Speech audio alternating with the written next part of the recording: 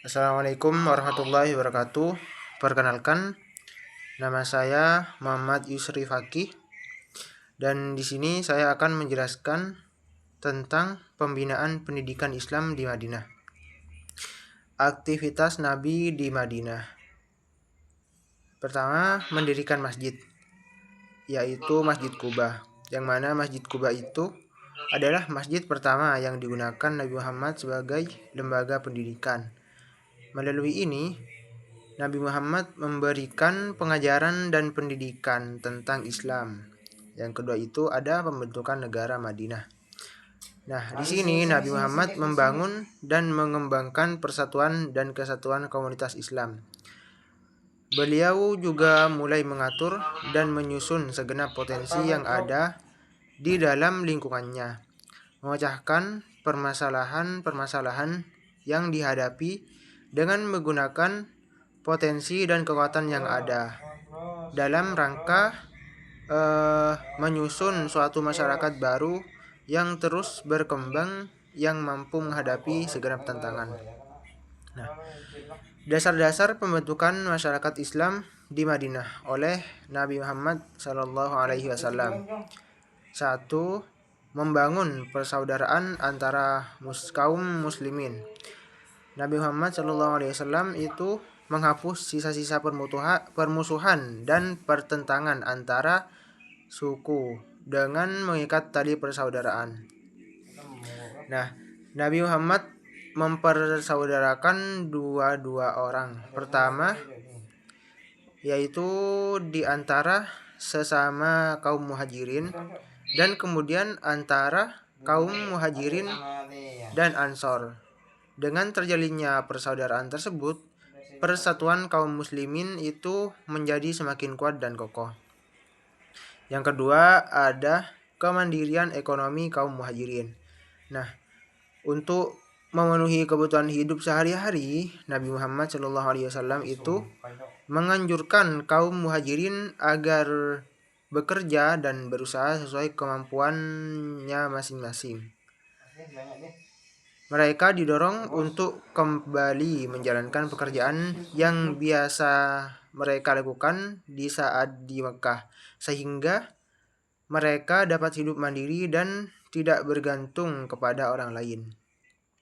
Yang ketiga ada menumbuhkan kepedulian sosial melalui zakat dan puasa.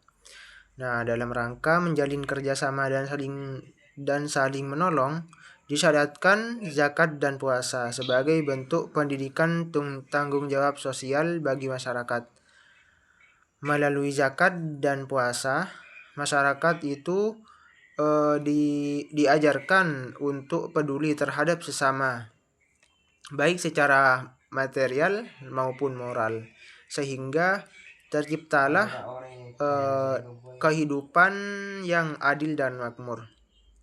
Yang 4, memperkuat komunikasi melalui sholat Jum'ah dan azan.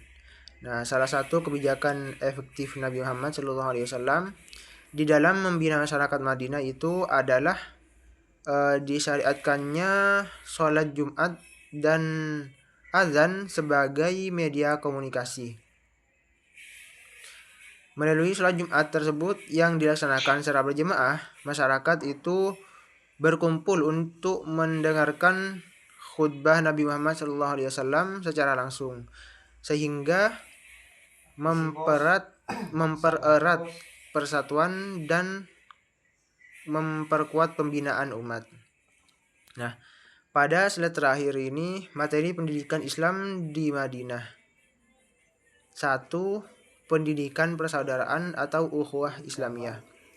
Rasulullah SAW di sini menekankan pentingnya persaudaraan antar umat Islam di Madinah.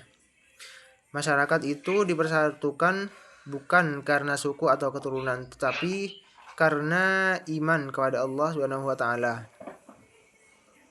Yang kedua ada pendidikan kesejahteraan sosial. Rasulullah SAW mendorong umat Islam untuk bekerja dan mencari nafkah yang halal.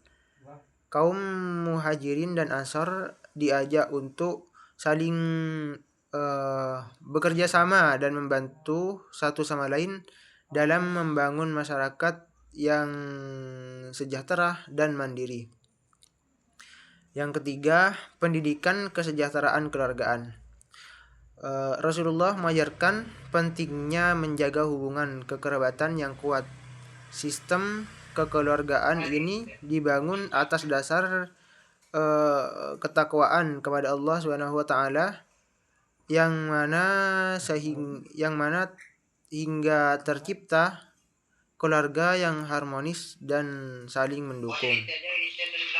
Yang keempat, pendidikan pertahanan dan keamanan. Rasulullah SAW juga memberikan perhatian pada pentingnya pertahanan dan keamanan, yang mana hal ini bertujuan untuk menjaga stabilitas masyarakat Madinah agar tetap aman dan damai dalam membangun peradaban Islam. Nah, hanya ini yang dapat saya sampaikan.